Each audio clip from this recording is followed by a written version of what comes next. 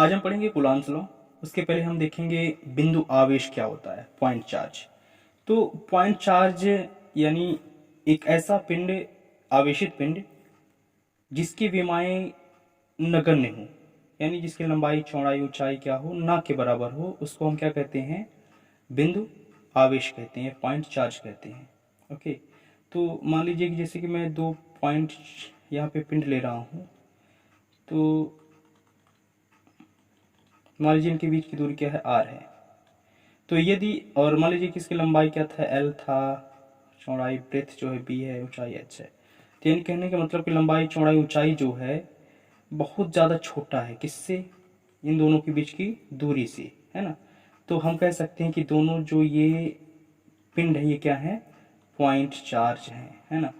तो अगर मैं इसका डेफिनेशन लिखना चाहूँ तो इसका डेफिनेशन कुछ इस प्रकार होगा। बिंदु आवेश क्या होता है, तो ये दो आवेशित पिंडों की विमाएं उनके बीच की दूरी की तुलना में नगण्य हो तो उन आवेशों को बिंदु आवेश कहते हैं, है ना। यानी ये डेफिनेशन है बिंदु आवेश का, जैसे कि अभी मैंने आपको ऊपर समझाया था। ओके, अब हम देखेंगे कूलॉम्स लॉ।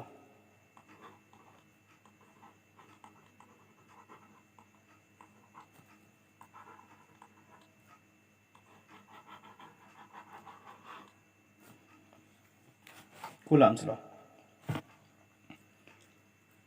तो एक फ्रांसीसी भौतिक शास्त्री थे जिनका नाम था चार्ल्स ऑगस्टिन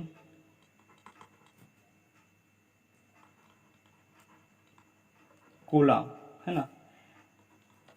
इन्होंने बाय एक्सपेरिमेंट 1785 में एक नियम बनाया था, एक नियम का प्रतिपादन किया, है ना, जिसके द्वारा हम किन्हीं भी दो बिंदु आवेशों के बीच लगने वाले अट्रैक्शन या रिपल्सन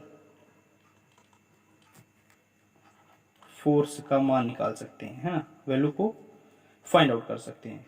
तो इनका नियम कुछ इस प्रकार है।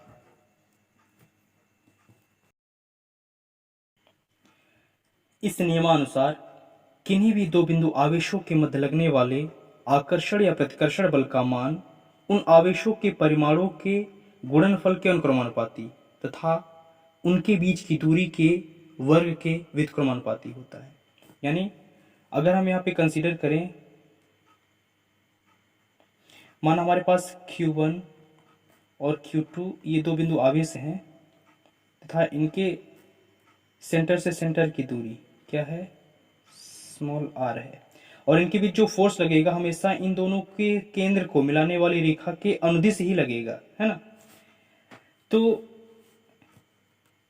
कूलॉम के नियमानुसार इनके बीच जो बल होगा वो क्या होगा, इनके आवेशों के परिमाणों के गुणनफल के अनुक्रमानुपाती तथा इनके बीच की दूरी के वर्ग के व्युत्क्रमानुपाती। यानी फर्स्ट स्टेटमेंट है F is directly proportional to Q1 into Q2 and second statement is F is inversely proportional to R square।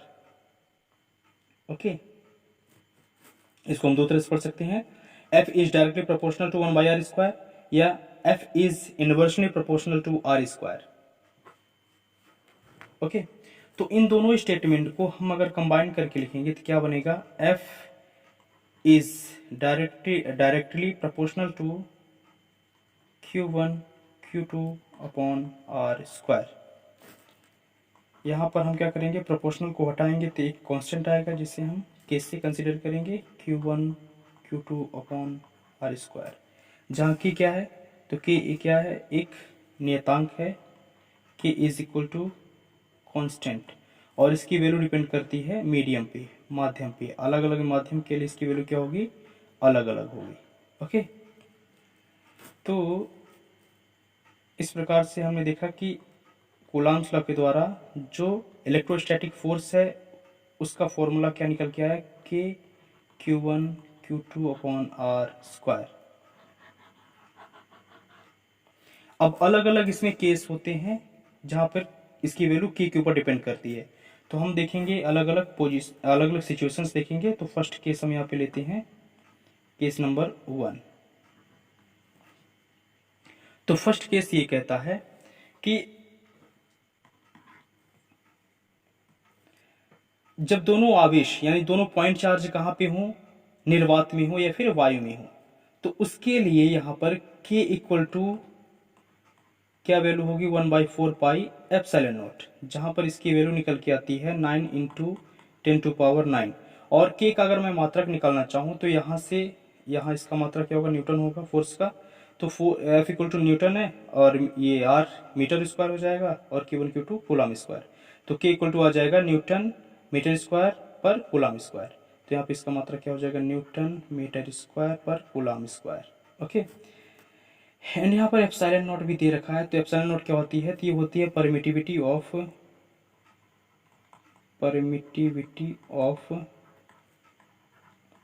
Free space, यानी इसको बोलते हैं निर्वात की विद्युतशीलता।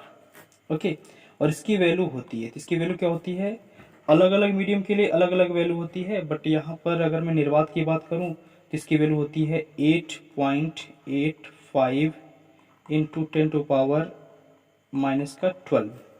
और इसका मात्रा अगर निकालना चाहें तो इसका मात्रा की जस्ट अपोजिट होगा, क्योंकि इन्वर्सली प्रोपोर्शनल है। तो क्या हो जाएगा, कूलम स्क्वायर पर न्यूटन मीटर स्क्वायर।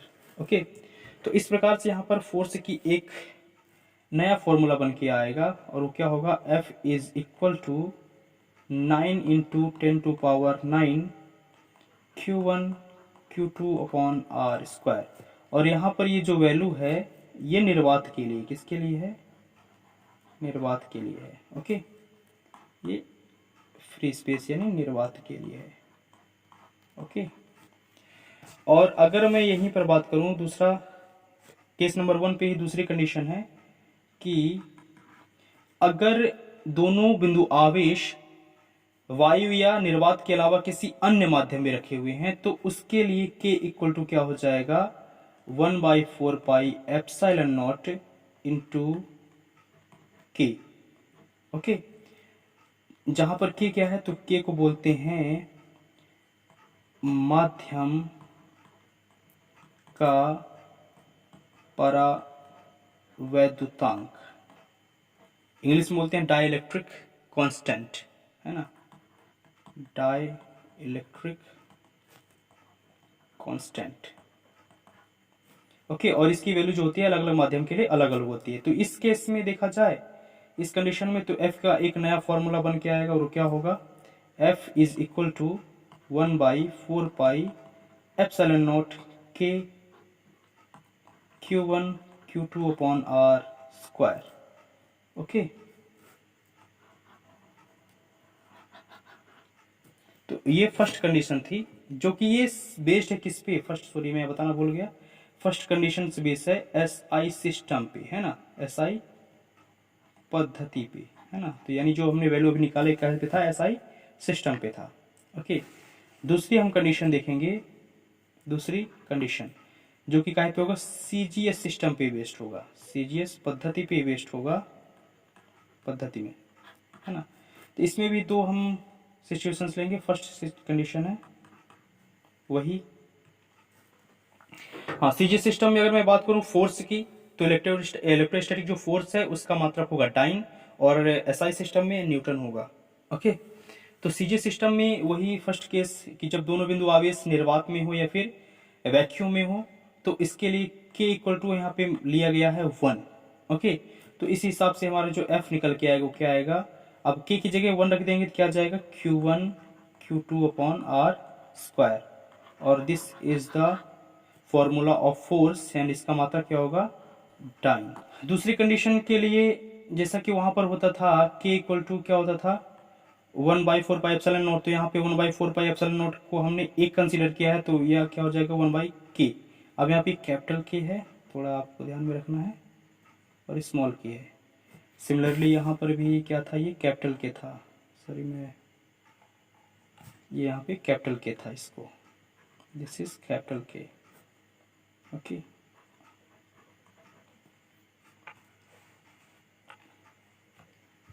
तो अतः यहाँ पे फोर्स इक्वल क्या हो जाएगा 1 बाई कैपिटल के Q1 Q2 upon R square,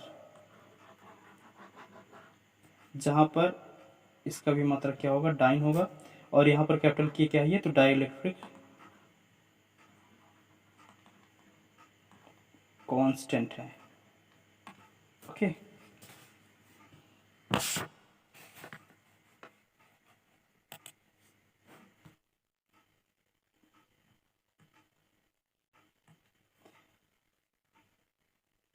अब हम देखेंगे एकांक आवेश।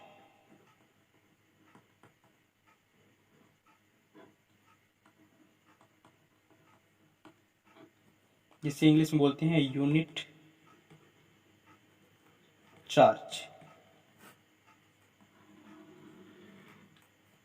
ओके, तो फर्स्ट हम देखेंगे एसआई सिस्टम में।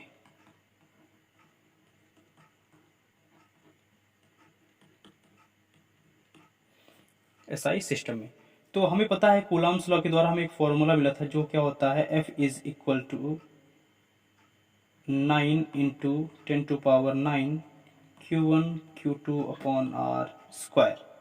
ओके, तो यहाँ पर कुछ वैल्यू अगर मैं अपने से पुट करूँ, यदि F is equal to 9 into 10⁹ newton ले लूँ।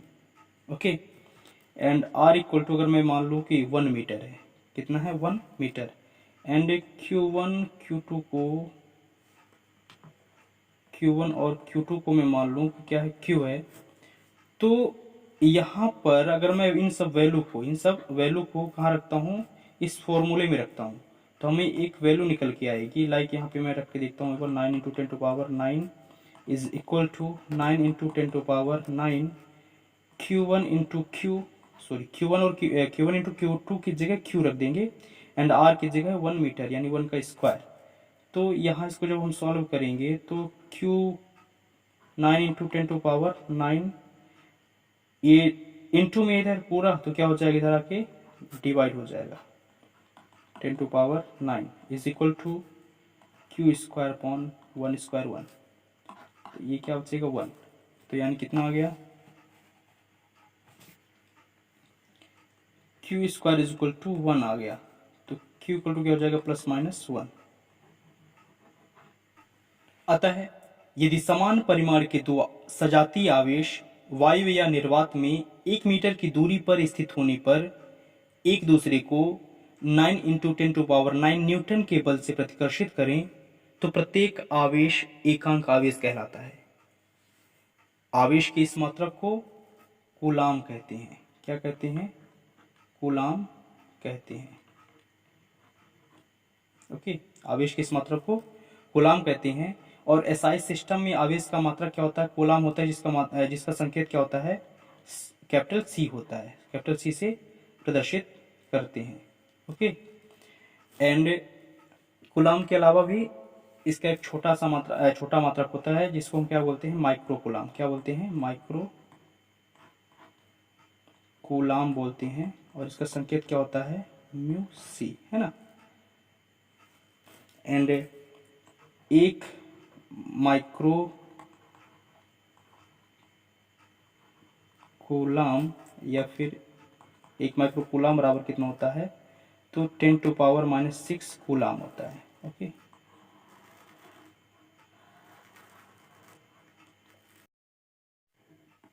दूसरी कंडीशन है सीजीएस सिस्टम में, सीजीएस पद्धति में। तो हम देखेंगे सीजीएस पद्धति में यूनिट चार्ज क्या होता है। तो यहाँ पे हम कंसीडर करेंगे, माना Q1 बराबर Q2 बराबर क्या है? Q है। ओके, और इन दोनों चार्ज के बीच की जो दूरी है R इक्वल टू क्या कंसीडर करेंगे? माना कि 1 सेंटीमीटर में, क्योंकि सीजीएस सिस्टम है इसलिए सेंटीमीटर लेंगे। ओके, तो अगर इन सब वैल्यू को मैं यहाँ पे रखता हूँ किस फॉर्मूले में? तो Q1 Q2 upon R square में अगर मैं अप्लाई करता हूँ तो क्या हो जाएगा? ये sorry F equal to 1 dyne लेते हैं, 1 डाइन। तो अगर मैं यहाँ पे 1 रखता हूँ Q1 इंटू Q1 Q2 की जगह Q into Q upon 1 centimetre square, तो क्या आ जाएगा Q square equal to 1, Q equal to आ जाएगा प्लस माइनस 1।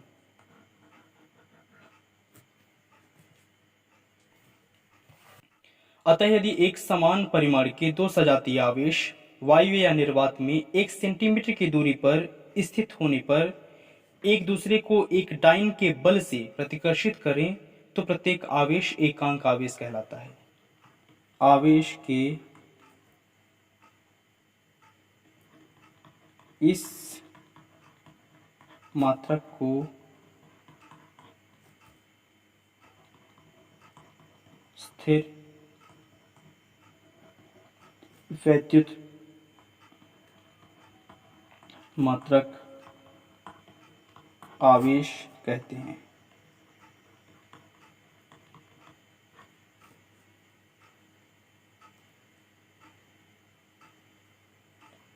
और इसी का दूसरा नाम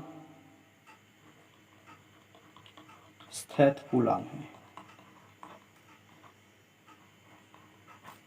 है ना। जैसे कि अगर बात करूं आवेश का जो SI मात्रक होता है वो होता है कूलाम, और